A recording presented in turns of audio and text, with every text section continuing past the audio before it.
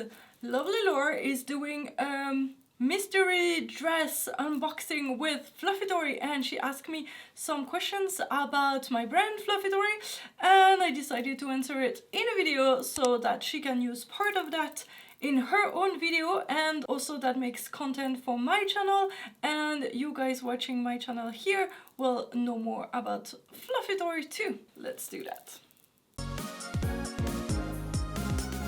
So what is my brand mission? I would say that my brand mission has come after a while that I had done my brand, and I realized that on my YouTube channel I was very much into showing that everybody can be kawaii, and seeing that the kind of customers that I attracted with my brand Fluffy Tori, we decided to really focus it more also as a brand mission of Fluffy Tori. Everybody can be kawaii. Why did you start your brand?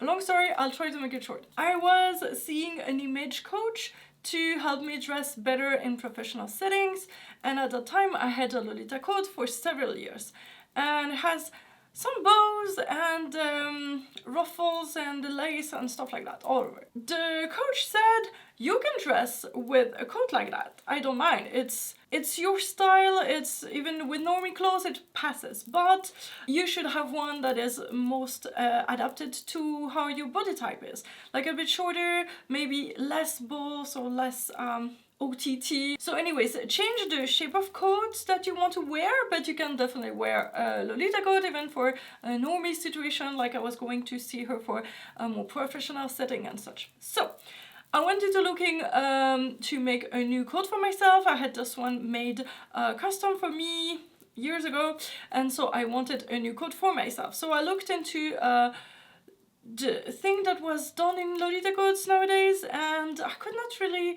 see anything that would appeal to me, and then I saw that no one really did prints on coats, and I thought that would be so amazing.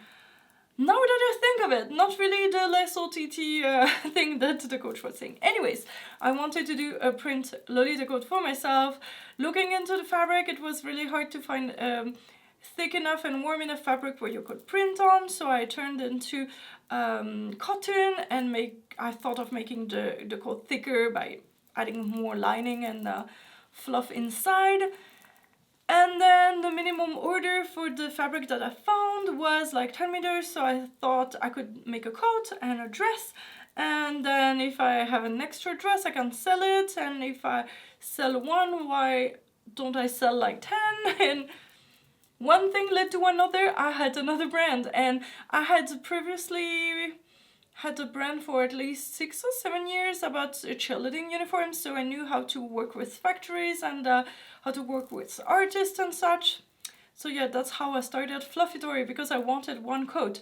And long story short, it took 4 years until I had my really my own coat from Fluffy Tori. After that, I still had the very ugly coat for another 4 years after I had my brand. What needs do I hope to fulfill with my brand? I noticed like I said before, I did not plan on doing a brand or something, but I noticed that the fact that we could do custom sizes, and we're doing shoes, and we could also customize all the shoes and things like that. We attract customers that like that don't find anywhere shoes for them because they have such big feet, for example, and they cannot find kawaii shoes for that. And so we really decided to be very inclusive as much as we can. For dresses we do pre-orders, and during the pre-orders you can get custom sizes after.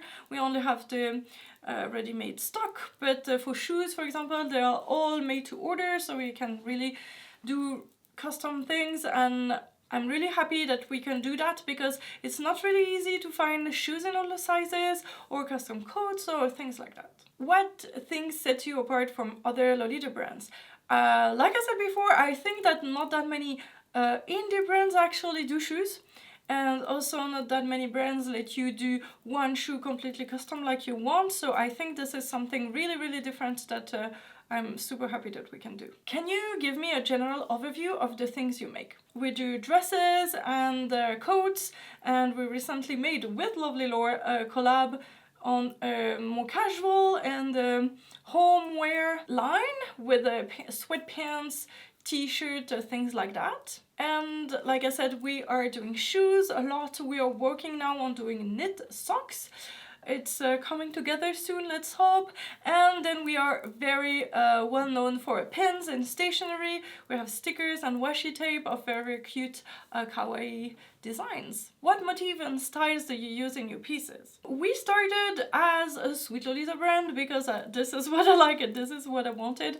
So far we have 2 print dresses released and they're very, very sweet. And then we made Princess Layer that is more classic or even gothic for the black one. We thought it would be more popular, but actually people come for us mostly for the sweet things. But in Europe, it's mostly people are in OTT classic, at least at event, and not that many people are into sweet. And I'm really happy to see that in North America there are more people into sweet, so we can sell our dresses there. When did you start your brand? I started my brand early 2016. How many people work for you and what are their roles? I'm the owner and manager and everything, but all the talent from Fluffy Tori is actually Mezzo.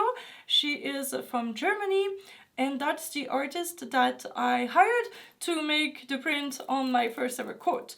And one thing led to another. She actually liked working on Lolita stuff. She was a Lolita herself. She was in and out for a while. So she loved working on stuff like that, and we kept working for 5 years now. She does all the art and also all the text, very cool puns in the text and everything like that. That's also her. And she also is a trained translator, so that's her job. So she also does all the German translation on the website. So this is a part-time job for her. And we have a lot of other people that have also positions in Fluffy Tori and are important but don't work that many hours at all, but on a call basis. So we have Jérôme, that is a friend of mine and is from the cheerleading part from my other company that I knew him, and I hired him to work on the website first for my other brand, and then also he does a lot for Fluffy Tori. And so he updates all the things on the website, puts all the new items for you and things like that. And then we have Sabrine, who is actually the photographer and the person who is taking care of the Instagram. And she is actually also from the cheerleading. That's where I knew her, but she actually started with me the idea of doing Fluffy Tori even before it was called Fluffy Tori. So this was after my coat, I think. I'm not even sure, but we had this showroom with my cheerleading stuff, and we decided to go at conventions and sell other cute things, and we wanted to do something. She had the idea actually of the name Fluff something in Fluffy Tori. And yeah, we started the idea together, and as just reselling stuff or just making prints, and then the coat thing came, and then we decided to make it an apparel brand. Where is your brand based? So basically, I'm managing everything, all the stock, all the orders, everything from Switzerland, and Mezzo is in Germany and working in Germany, and we work through the internet. We've been working like that for years. This is where we mostly manage the brand. Where are your clothing pieces made, designed, and manufactured? So, like I said, they are designed in Germany most of the time, and they are, I would say, made where we can, like the sample. It's been a big struggle of us to find reliable places to make the sample, because we found that factories cannot really work on just the design. They need to have the sample to copy it. And so we have tried so many places in Switzerland, in France, students or other indie brands to help us with making the samples. And it did not work well because people can only work on 1 or 2 designs, and then they have something else come up, and so they won't be working with you. And big workshops in Switzerland, labor is so expensive. So I think they asked me $800 to make the pattern of one dress. So obviously I don't have that kind of money to spend in this very, very small indie brand, so we have been struggling making new clothes because of that. And so at the moment we also tried 7 different factories to produce the garments when they have been made, most of them in China or Asia. We have so much trouble of just finding people who know Lolita fashion and know how to make the good construction and everything. And like I said, working with local people is so expensive and not possible in Switzerland. So at the moment our garments are mostly made in Asia, but I would love to find a more sustainable source, and also I would say more local, but not really, because even if I go to France, maybe the price is kind of high too. So I don't know. So far it's done in Asia, but I would like to find other alternatives. Has the way you make clothes changed or evolved throughout the history of your brand? Like I said before, it's been a journey of finding different people and different factories. So I would say that yeah, it's still a work in progress, and we have not found the best ever way to make several different collections. I think all of our collections have been made by different factories. Oh no, the last 2 ones have been made by the same factory, but we had other factories did the samples, so yeah. Have you faced any challenges or difficulties with your brand? So like I said, factories and producing is actually a big problem, but also the very first collection that we did, Sweet Dream Carousel, we had our own print, we designed it, we printed fabric, and we had our own lace. We had 2 different designs of lace and 2 colors.